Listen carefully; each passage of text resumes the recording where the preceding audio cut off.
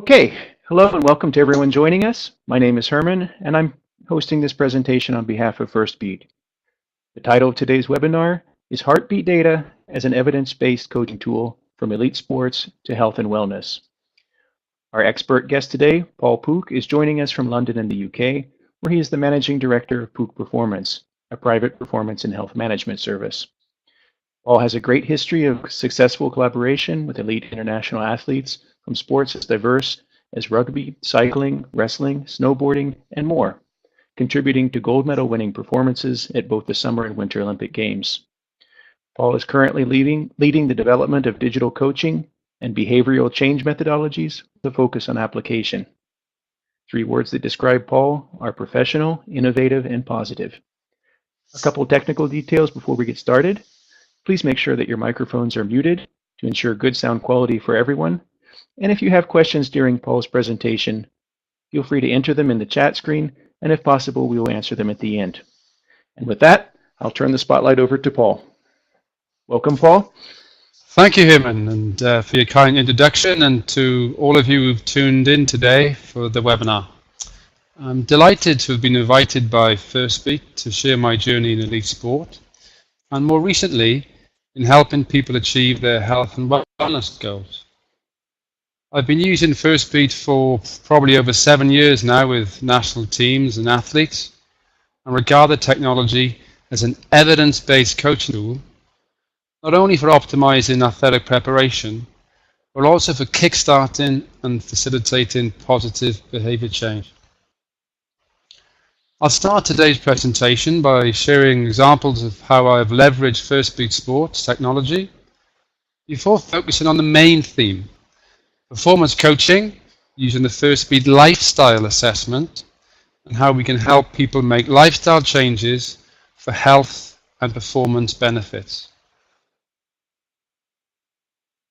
I was a rugby player in the early days of professionalism, and here I am making, or to be honest, missing the tackle against Australia with the try line only a few meters away.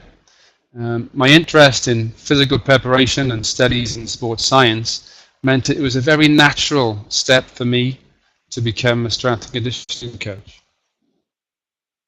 I was Ireland's national fitness coach, including the season they won the Grand Slam, and then went on to Moscow to work with the Russia rugby team, preparing them for their first ever Rugby World Cup in New Zealand, which, as you can see here, included a heated battle against USA.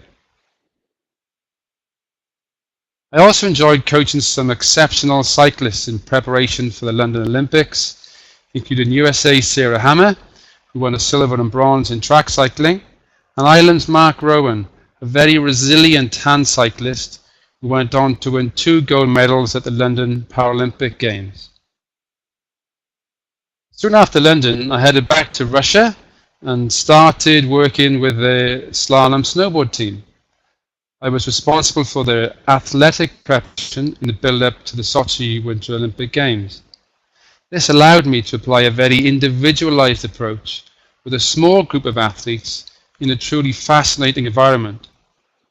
And the team came away with 3 medals, including 2 golds for Vic Wild, pictured here with his wife Alina, who also won a bronze. I've also had the privilege consulting on projects such as athlete performance planning for the New South Wales Institute of Sport and high performance audits for teams and organisations such as England Rugby. So during this journey, I benefited from the Firstbeat Sports system with most of the teams and athletes I worked with, primarily as a tool to optimize and individualize workload and recovery, but also to educate athletes on appropriate lifestyle choices. With Ireland Rugby, for example, there was a fantastic work ethic, so we had to safeguard quality recovery. Often in hotels and outside of their home environments, players would watch high adrenaline movies or play cards too close to bedtime. So we used the Firstbeat data to illustrate how this was having a negative effect on their sleep quality. What they learned was that sometimes the wheels just keep spinning even when the action stops. With the snowboarders, Firstbeat's real-time monitoring was gold dust, both on and off the slopes.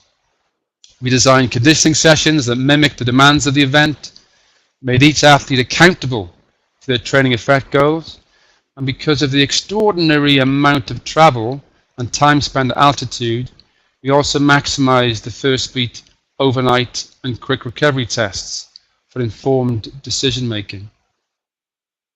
Also, in an environment where the coaching team are craving a high volume of work, Firstbeat allowed us to demonstrate key principles, including the fact that although athletes may have the same workload, they cope and respond differently. So, using lessons learned from elite sport, I'm currently leading the design of Coach Aspire, an online platform for coaching professionals such as health and wellness coaches that helps them support, empower, and track their clients. I use the platform as a toolbox in my work as a performance coach by helping elite performers foster greater levels of stress resilience and effectiveness. This has involved researching evidence-based behavior change techniques and looking closely at the relationship between well-being and performance. Yet the rationale and principles remain the same for me as they were when I prepared teams and athletes for major competition. It's about optimizing behavior through engaging and empowering people to make evidence-based choices, and not just for high performance, but also consistency, career longevity, and preventing burnout.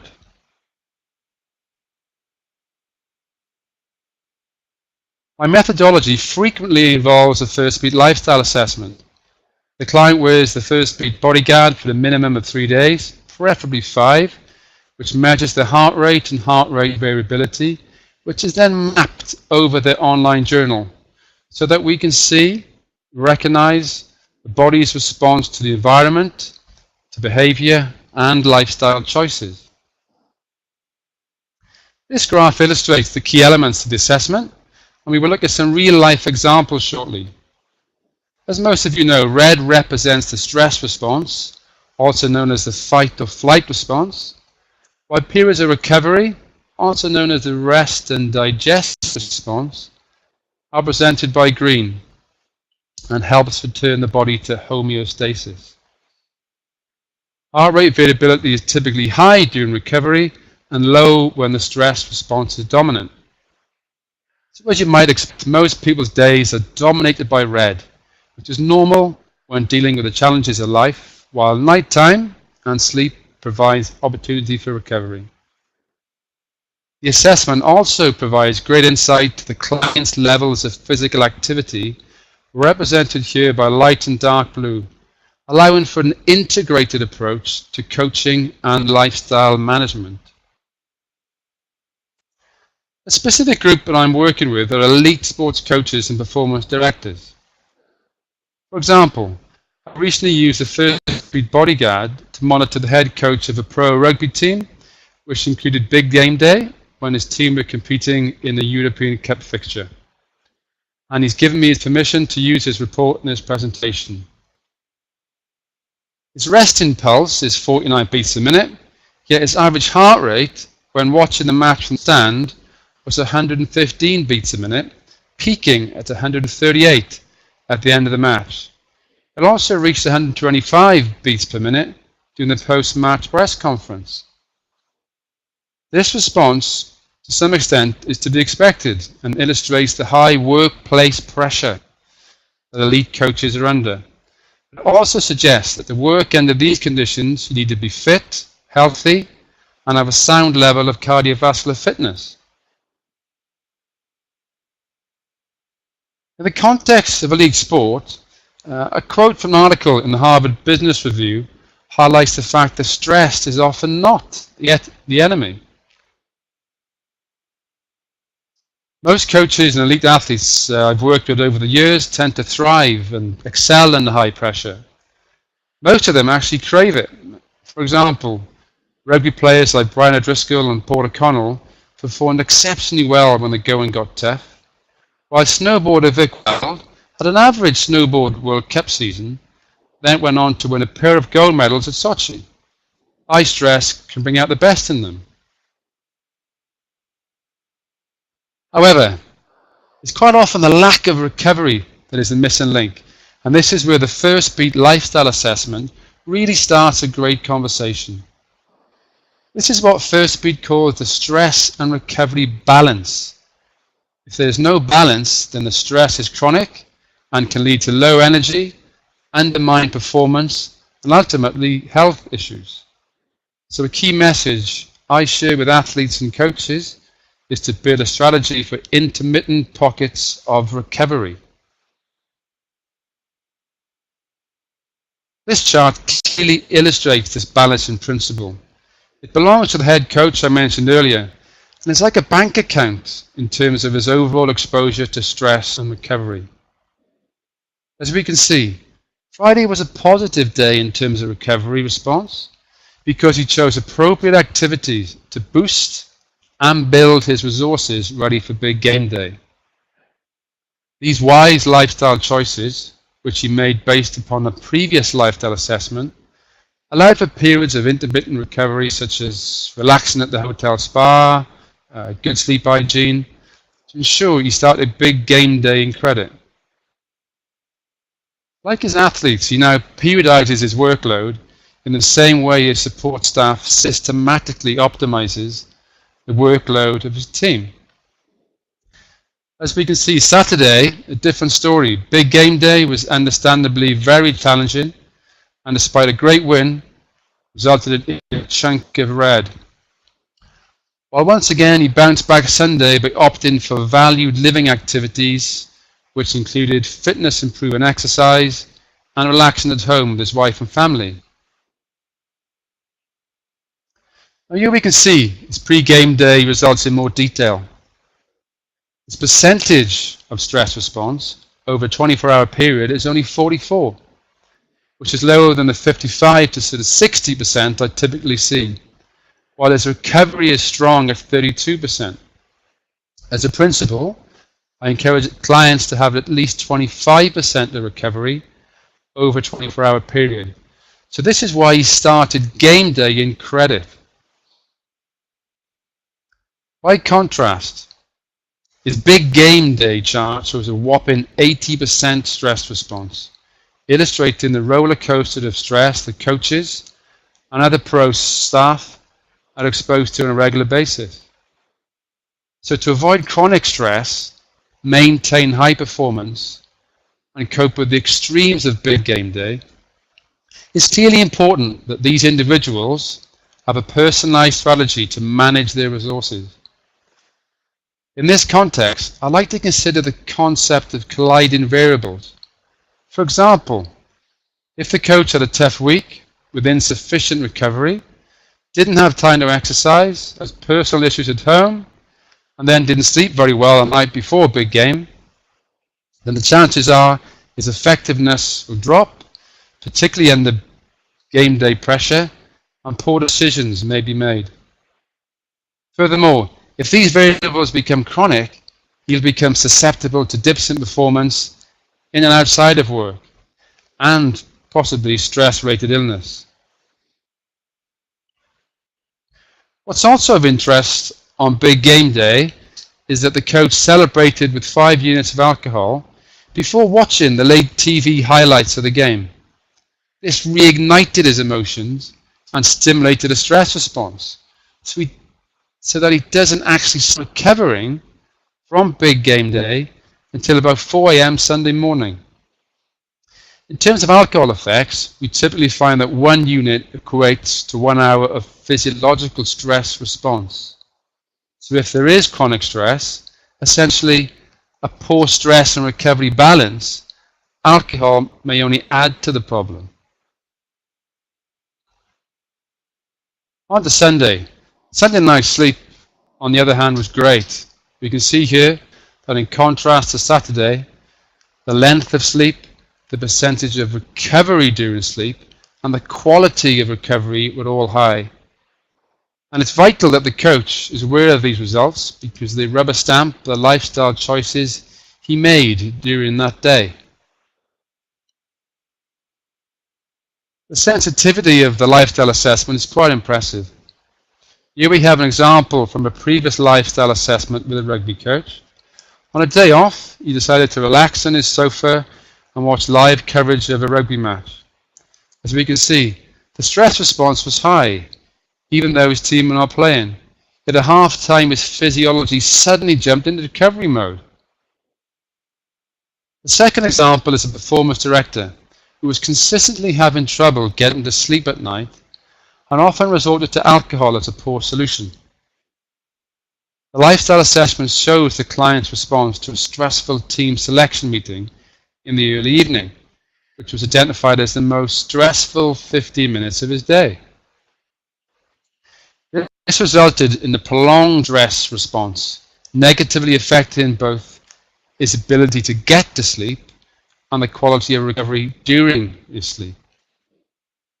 When we discussed this report, we agreed that such meetings were unavoidable, but we also agreed that future meetings of this nature should be planned for earlier in his day, such as mid-morning, when his body and cortisol levels would allow him to cope better with the demands of the meeting. This in turn also allows him to recover from the high stress response meeting throughout the day and begin relaxing at the start of his evening.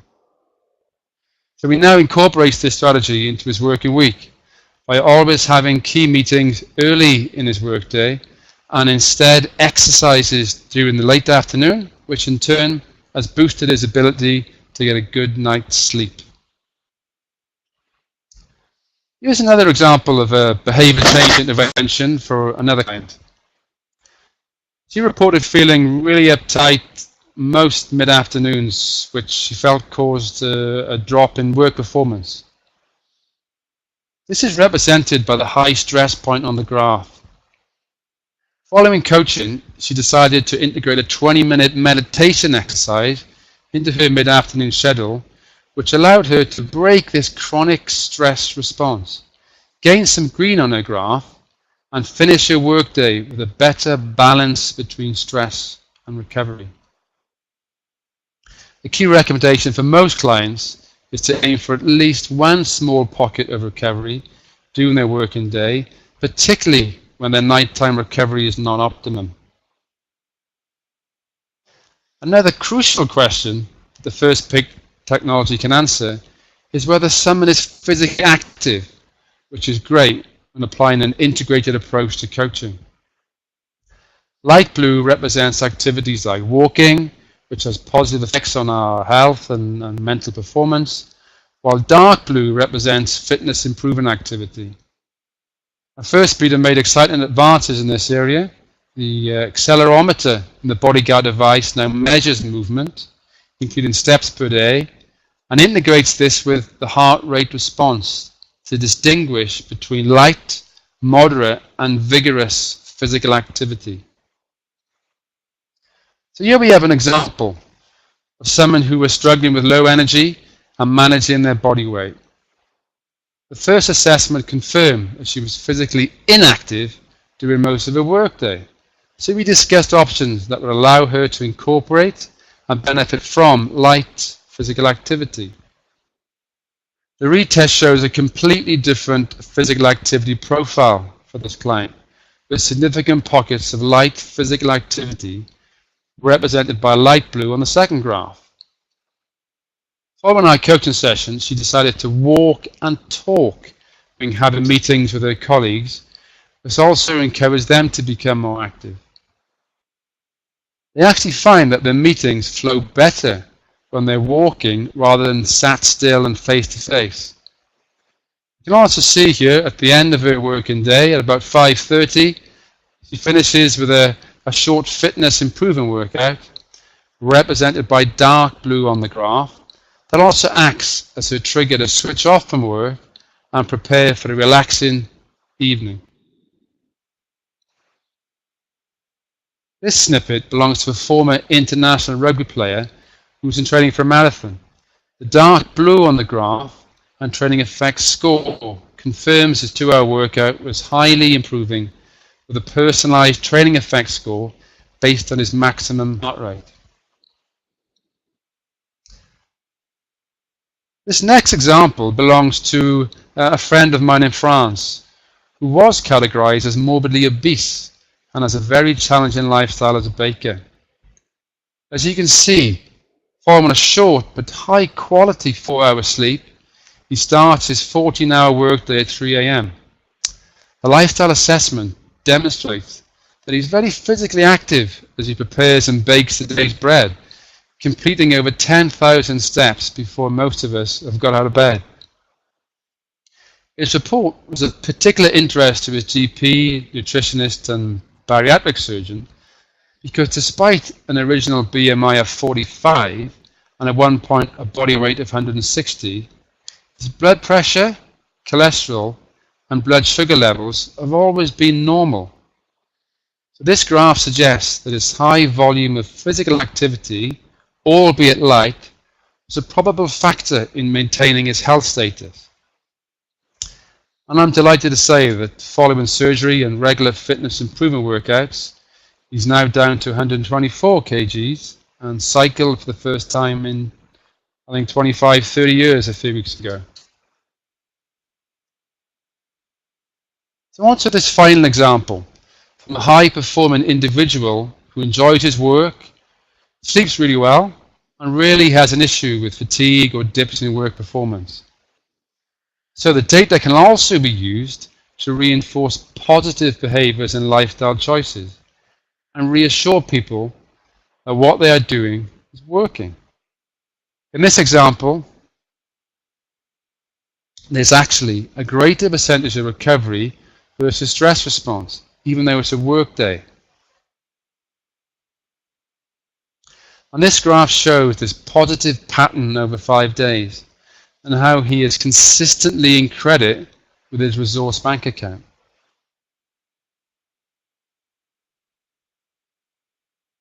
So, these are some of the questions the lifestyle assessment allows us to answer, which are clearly related to health, well-being, and performance. I find these evidence-based answers to key questions engages the client, raises their awareness, and provides a very personalized profile upon which to set goals and an action plan.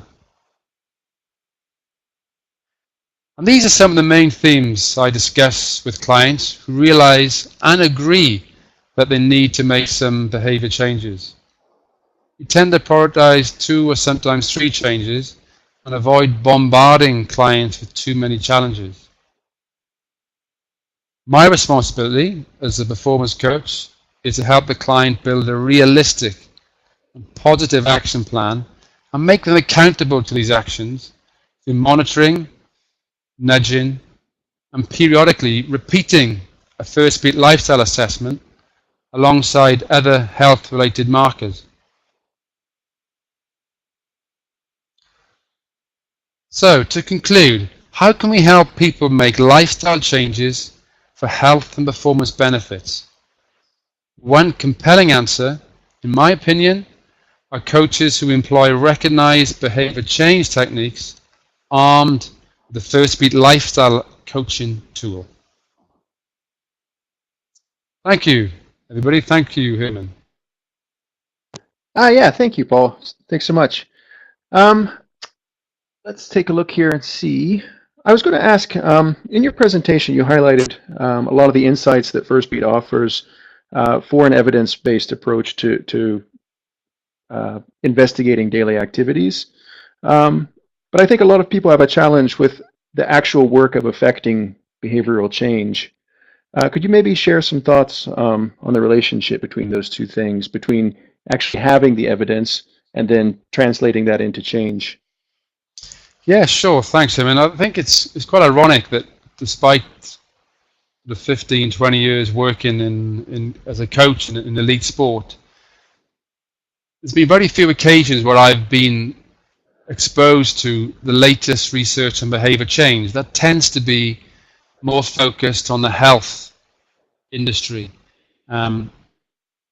So what I find to engage people I work with into changing their behaviors is gold us to have some concrete facts to work from. And clearly the Firstbeat data isn't guesstimates. It's not someone's opinion. It's actually physiological data. So in terms of behavior change, it's a great way to engage people.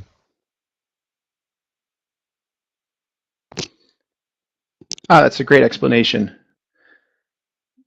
I think we can probably stop here. I'll thank everyone for attending.